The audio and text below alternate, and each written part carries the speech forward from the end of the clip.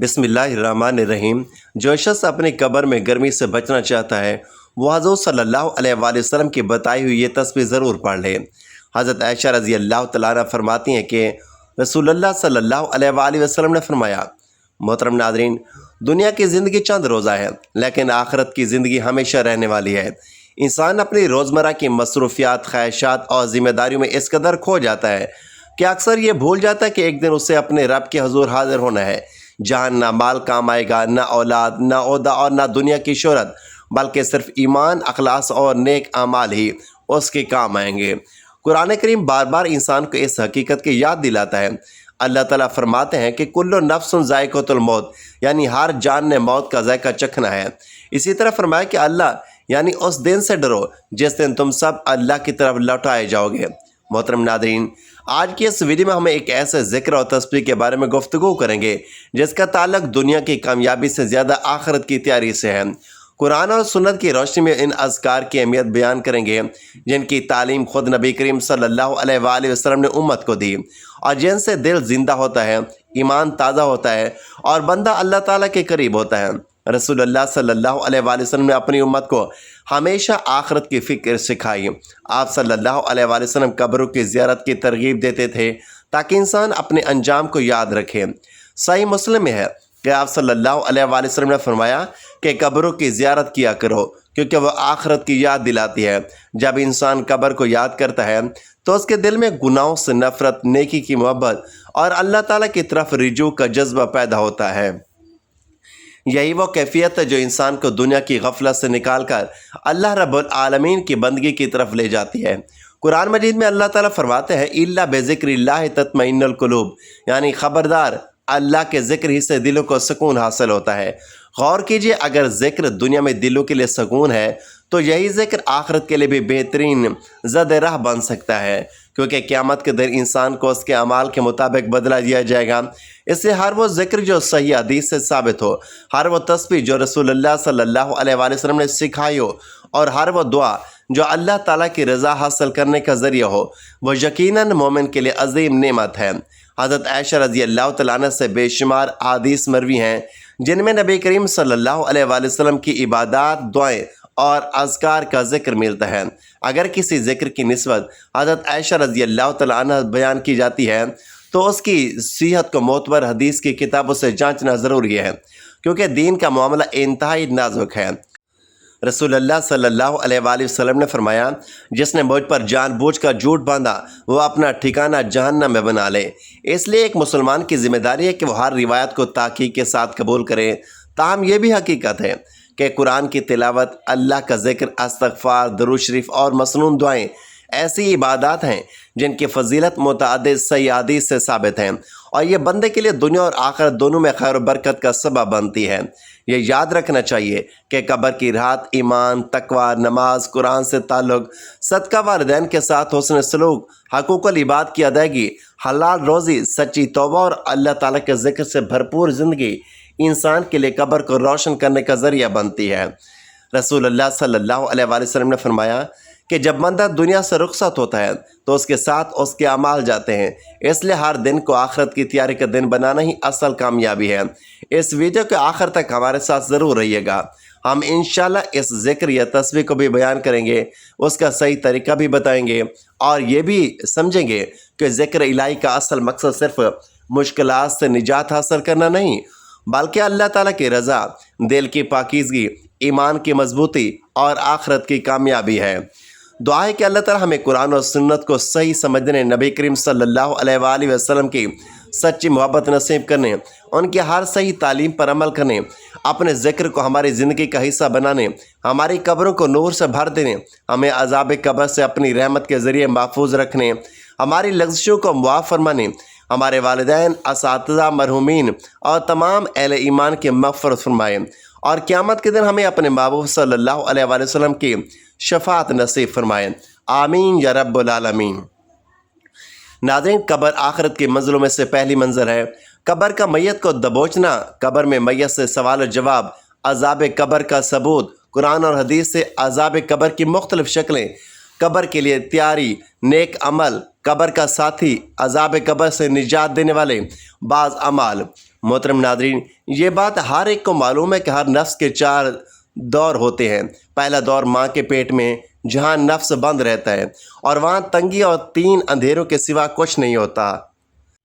दूसरा दौर दुनिया, जिसमें नफ्स की नशोनुमा होती है और इसी में वो खैर और शर कमाता है। ये दूसरा दौर पहले दौर की बनिस्बत ज़्यादा वसी होता है। तीसरा दौर कब्र या आलम बरज़ख, और ये दूसरे दौर की बनिस्बत ज़्यादा वसी होता है। चौथा दौर आखिरी ठिकाना जन्नत या जहन्नम, इन 2 ठिकानों के सिवा कोई और ठिकाना नहीं होगा। आज की वीडियो में हमारा मौजू तीसरा और कब्र या आलम बरज़ख है। कब्र आखरत की मंजिलों में से पहली मंजिल है। इंसान के सफ़र आखरत का आगाज़ उसकी मौत से होता है। फिर मौत के बाद उस सफ़र की पहली मंजिल कब्र है, जिसके तसव्वुर से ही मोमिन के रोंगटे खड़े हो जाते हैं। हज़रत उस्मान बिन अफ़्फ़ान रज़ी अल्लाह तआला अन्हु के ग़ुलाम हानी का बयान है कि हज़रत उस्मान रज़ी अल्लाह तआला अन्हु जब कब्र पर खड़े होते तो इतना रोते कि आपकी दाढ़ी मुबारक तर हो जाती है। उनसे कहा गया कि जब जन्नत दोज़ख का तज़किरा किया जाता है तो आप इतना नहीं रोते जितना कब्र पर खड़े होकर होते हैं। तो उन्होंने जवाब दिया कि मैंने रसूल अकरम सल्लल्लाहु अलैहि वसल्लम से सुना, आप फरमाते कि बेशक कब्र आखिरत की मंजिलों में से पहली मंजिल है। अगर इंसान इसमें निजात पा गया तो बाद में आने वाली मंजिलें उससे ज़्यादा आसान होंगी, और अगर वो इसमें निजात ना पा सका तो बाद में आने वाली मंजिलें उससे ज़्यादा सख्त होंगी। कब्र का मैयत को दबोचना, अगरचे मैयत नेक क्यों ना हो, तदफीन के बाद मैयत को उसकी कब्र दबाती है, चाहे वो नेक और सालेह क्यों ना हो। जैसा कि हज़रत अब्दुल्लाह बिन उमर रज़ी अल्लाह तआला अन्हु से रिवायत है कि रसूल अकरम सल्लल्लाहु अलैहि वसल्लम ने हज़रत साद बिन बाज़ रज़ी अल्लाह तआला अन्हु के मुतालिक फरमाया कि जिसके लिए रहमान का अर्श हरकत में आ गया, जिसके लिए आसमान के दरवाजे खोल दिए गए और उसके जनाजे में 70,000 फरिश्तों ने शिरकत की, उसे कब्र में दबोचा गया, फिर उसे छोड़ दिया गया। हज़रत आयशा रज़ी अल्लाह तआला अन्हा से रिवायत है कि रसूल अकरम सल्लल्लाहु अलैहि वसल्लम ने फरमाया, बेशक कब्र मैयत को दबोचती है, अगर उससे कोई महफूज रहता है तो हज़रत साद बिन माज़ रज़ी अल्लाह तआला अन्हु ज़रूर महफूज रहते हैं। याद रखें, हज़रत साद बिन माज़ रज़ी अल्लाह तआला अन्हु को कब्र के दबोचने के सबब के बारे में अल हकीम अल तिरमिज़ी रहमतुल्लाह अलैह ने जिक्र किया है कि वो पेशाब से बचने में कोताही करते थे, इसी वजह से कब्र ने उन्हें दबोचा। मौलाना अताउल्लाह हनीफ रहमतुल्लाह अलैह ने इल्तिकाफ़ुस सल्फ़िया में अल हकीम अल तिरमिज़ी रहमतुल्लाह अलैह का ये कौल नकल करने के बाद सुनन बैकी का हवाला दिया है, और उन्होंने अबुल कासिम अस्ती रहमतुल्लाह अलैह से नकल किया है कि कब्र हर नेक व बद को दबोचती है, लेकिन मुसलमान और काफिर में फ़र्क ये है कि काफिर को हमेशा उससे दो चार होना पड़ता है, और मोमिन को जब कब्र में दफनाया जाता है तो उसे कब्र दबोचती है, फिर वो उसके लिए खुली हो जाती है। कब्र में मैयत से फरिश्तों के सवालात, अहले सुन्नत वल जमात का अकीदा है कि कब्र में मैयत से सवालात किए जाते हैं। जैसा कि हज़रत अबू हुरैरा का बयान है कि रसूल अकरम सल्लल्लाहु अलैहि वसल्लम ने अरशाद फरमाया, बेशक मैयत को कब्र में रखा जाता है और नेक आदमी को उसकी कब्र में बेखौफ व ख़तर बिठाकर उससे पूछा जाता है कि तुम किस हालत में थे। वो कहता है कि मैं इस्लाम की हालत में था। उससे कहा जाता है कि ये शख्स कौन है। वो कहता है कि मोहम्मद सल्लल्लाहु अलैहि वसल्लम, जो कि अल्लाह के रसूल हैं। आप हमारे पास अल्लाह की निशानियाँ लेकर आए तो हमने उनकी तस्दीक की। उससे कहा जाता है कि क्या तुमने अल्लाह को देखा है। वो कहता है कि नहीं, ये तो किसी के लायक ही नहीं कि वो अल्लाह को देखे। पर जहन्नम की आग की तरफ उसके लिए एक छोटा सा सुराख किया जाता है, तो वो जहन्नम की तरफ देखता है जिसके शोले एक दूसरे को खा रहे होते हैं। उसे कहा जाता है कि देखो अल्लाह ताला ने तुम्हें कैसे बचा लिया। फिर जन्नत की तरफ उसके लिए एक छोटा सा सुराख किया जाता है, चुनाचा वो जन्नत की शादाबी और उसकी नेमतों को देखता है। फिर उसे कहा जाता है कि ये तुम्हारा ठिकाना है, क्योंकि तुम ईमान पर थे, इस पर तुम्हारी मौत आई और इसी पर तुम्हें इंशाअल्लाह ताला उठाया जाएगा। और बुरे आदमी को उसकी कब्र में खौफ और रौब की हालत में बिठाया जाता है। फिर उससे पूछा जाता है कि तुम किस हालत में थे, तो वो कहता है कि मुझे कुछ पता नहीं। फिर उससे पूछा जाता है कि ये शख्स कौन है, तो वो कहता है कि मैंने लोगों से सुना जो वो कहते थे, मैंने भी वही कहा। फिर उसके लिए जन्नत की तरफ एक छोटा सा सुराख किया जाता है, तो वो जन्नत की शादाबी और उसकी नेमतों को देखता है। फिर उससे कहा जाता है कि देखो अल्लाह ने कैसे उसको तुम पर फेर दिया है। उसके बाद जहन्नम की आग की तरफ उसके लिए एक छोटा सा सुराख किया जाता है, चुनाचा वो जहन्नम की तरफ देखता है जिसके शोले एक दूसरे को खा रहे होते हैं। तो उसे कहा जाता है कि ये तुम्हारा ठिकाना है, तुम शक पर थे और इसी पर तुम्हारी मौत आई और इसी पर तुम्हें इंशाअल्लाह उठाया जाएगा। मैयत को उसका ठिकाना सुबह शाम दिखाया जाता है।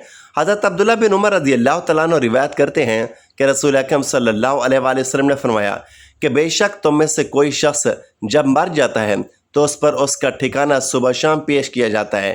اگر وہ اہل جنت میں سے ہے تو اہل جنت کا ٹھکانہ، اور اگر وہ اہل جہنم میں سے ہے تو اہل جہنم کا ٹھکانہ اسے پیش کیا جاتا ہے، اور کہا جاتا ہے کہ یہی تمہارا ٹھکانہ ہے، یہاں تک کہ اللہ تعالیٰ تمہیں قیامت کے دن کھڑا کر دے۔ قبر کے لیے تیاری کرو۔ حضرت برا رضی اللہ تعالیٰ عنہ کہتے ہیں کہ ہم ایک جنازے میں رسول اللہ صلی اللہ علیہ وآلہ وسلم کے ساتھ تھے۔ آپ قبر کے کنارے پر بیٹھے رو رہے تھے، اور اتنے روئے کہ آنسو سے آپ کے نیچے مٹی تر ہو گئی۔ پھر آپ صلی اللہ علیہ وآلہ وسلم نے فرمایا کہ میرے بھائیوں، اس طرح کے دن کے لیے تم بھی تیاری کر لو۔ اس حدیث میں یہ بتایا گیا ہے کہ تدفین میت کے موقع پر رسول اللہ صلی اللہ علیہ وآلہ وسلم قبر کے قریب بیٹھے ہوئے رو رہے تھے، اور آپ اس قدر شدید روئے کہ آپ کی آنسوں سے زمین تر ہو گئی۔ اس سے ثابت ہوا کہ قبر مقام عبرت ہے، اس لیے رسول اللہ صلی اللہ علیہ وآلہ وسلم بار بار قبرستان میں جایا کرتے تھے، اور آپ صلی اللہ علیہ وآلہ وسلم نے امت کو بھی یہی حکم دیا کہ وہ قبرستان میں جایا کرے، کیونکہ اس سے آخرت یاد آتی ہے۔ پھر آپ صلی اللہ علیہ وآلہ وسلم کا یہ فرمانا کہ اس طرح کے دن کے لیے تم بھی تیاری کر لو، اس بات کی دلیل ہے کہ ہمیں قبر کی زندگی کے لیے تیاری کرنی چاہیے، اور اس کے لیے تیاری ایمان اور عمل صالح کے ساتھ ہی ہو سکتی ہے، کیونکہ قبر میں انسان کا ویل ساتھی اس کا عمل ہی ہوگا، اور اس کے عمل کے مطابق ہی اس کے ساتھ سلوک کیا جائے گا۔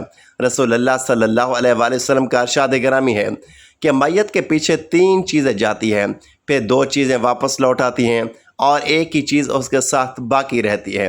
اس کے پیچھے اس کے گھر والے، اس کا مال اور اس کا عمل جاتا ہے، پھر اس کے گھر والے اور اس کا مال واپس آ جاتا ہے، اور صرف اس کا عمل ہی اس کے ساتھ رہتا ہے۔ عذاب قبر۔ سب سے پہلے یہ جان لیجئے کہ عذاب قبر غیبی امور میں سے ہے، اور اس کے متعلق ہم صرف وہی جانتے ہیں جو اللہ تعالیٰ نے قرآن مجید میں یا رسول اللہ صلی اللہ علیہ وآلہ وسلم نے اپنی احادیث مبارکہ میں ذکر کیا ہے۔ اس سے زیادہ کسی کو کچھ معلوم نہیں۔ کوئی شخص یہ سوال کر سکتا ہے کہ عذاب قبر آخر کیوں غیبی امور میں سے ہے، اور اس میں کیا حکمت ہے کہ قبر میں یا عالم برزخ میں کسی فوت شدہ کے ساتھ جو کچھ بیت رہا ہوتا ہے اسے زندہ لوگ محسوس نہیں کر سکتے۔ اس سوال کا جواب یہ ہے کہ یقیناً اس میں اللہ تعالیٰ کی کئی حکمتیں ہیں، جن میں سے چند ایک یہ ہیں۔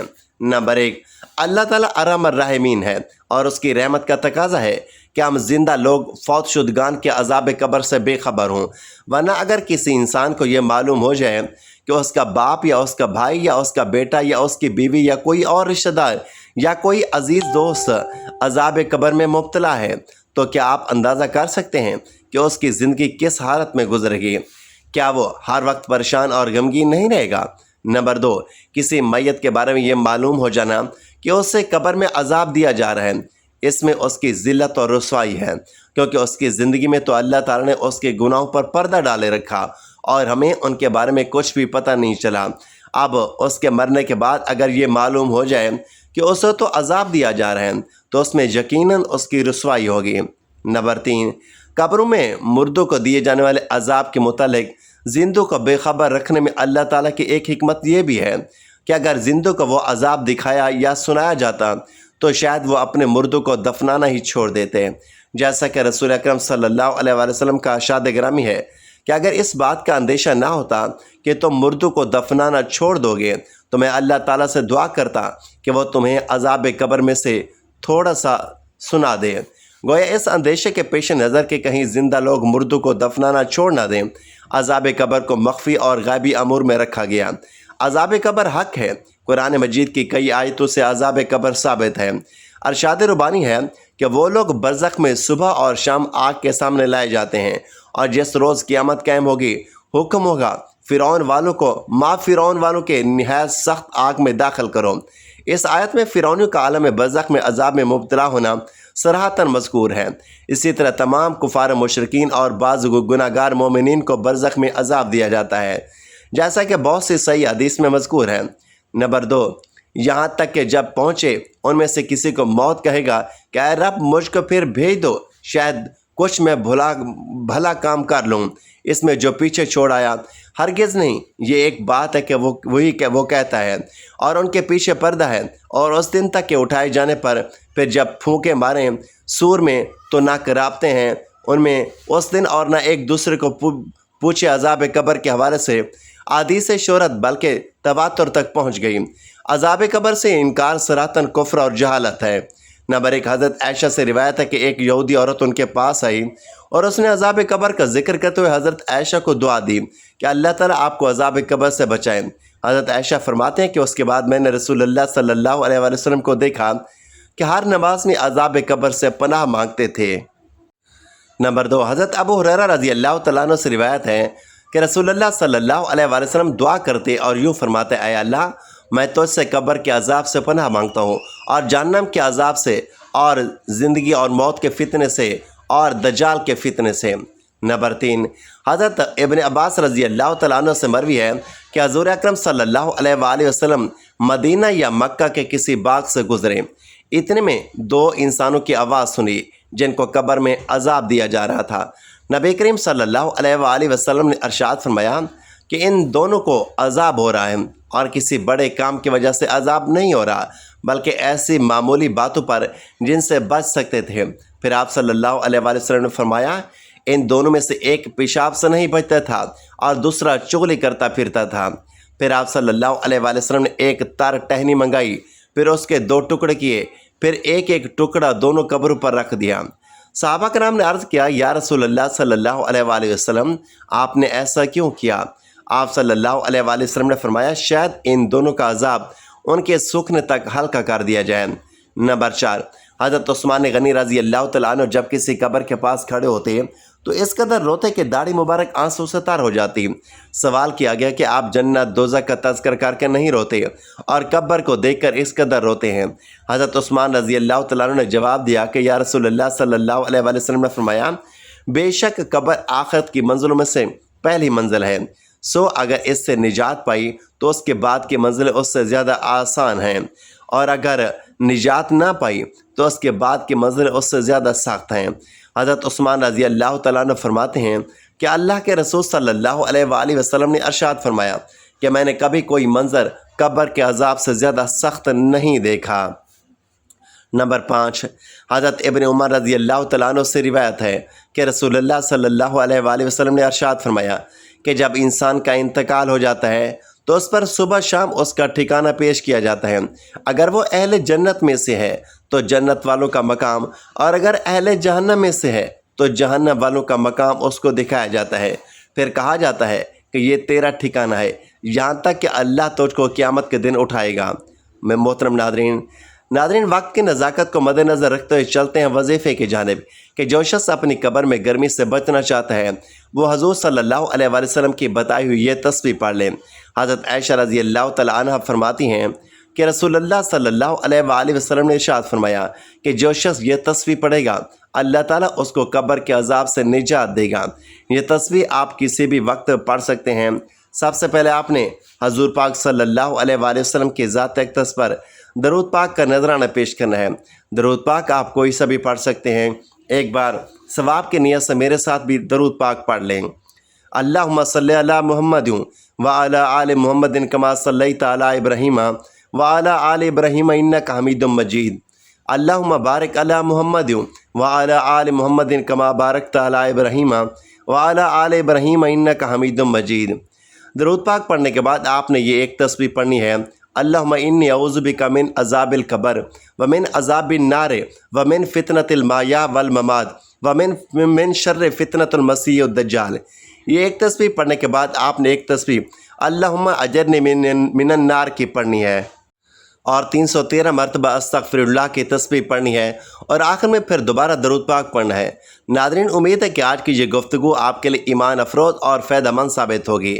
یاد رکھیے اصل کامیابی اخلاص کے ساتھ اللہ تعالیٰ کی بندگی، رسول اللہ صلی اللہ علیہ وآلہ وسلم کی سنت کی پیروی اور نیک اعمال پر ثابت قدم رہنے میں ہے۔ اگر یہ ویڈیو آپ کو پسند آئی ہو اور آپ چاہتے ہیں کہ قرآن اور سنت کی روشنی میں مستند اور اصلاحی اسلامی معلومات آپ تک مسلسل پہنچتی رہیں تو ہمارے چینل کو ضرور سبسکرائب کریں، ویڈیو کو پسند کریں اور اسے اپنے عزیزوں اور دوستوں اور اہل خانہ کے ساتھ ضرور شیئر کریں تاکہ یہ نیکی آپ کے لیے بھی صدقہ جاریہ بن جائے۔ اللہ تبارک و تعالی ہمیں ہر قسم کے گناہوں سے بچنے، اپنی رضا والے اعمال کرنے، ذکر الہی کو اپنی زندگی کا حصہ بنانے، عذاب قبر سے اپنی رحمت کے ذریعے محفوظ رکھنے، ہماری قبروں کو جنت کے باغوں میں سے ایک باغ بنا دینے، ہمارے والدین، اساتذہ، مرحومین اور تمام اہل ایمان کی کامل مغفرت فرمانے اور قیامت کے دن اپنے محبوب حضرت محمد صلی اللہ علیہ وآلہ وسلم کی شفاعت نصیب فرمانے کی توفیق عطا فرمائے، آمین یا رب العالمین۔ ناظرین، گزارش ہے کہ اللہ تبارک و تعالیٰ کے 99 ناموں میں سے کوئی ایک نام لکھ کر کمنٹ سیکشن میں ضرور شیئر کریں۔ اللہ تبارک و تعالیٰ ہم سب کا حامی و ناصر ہو، آمین۔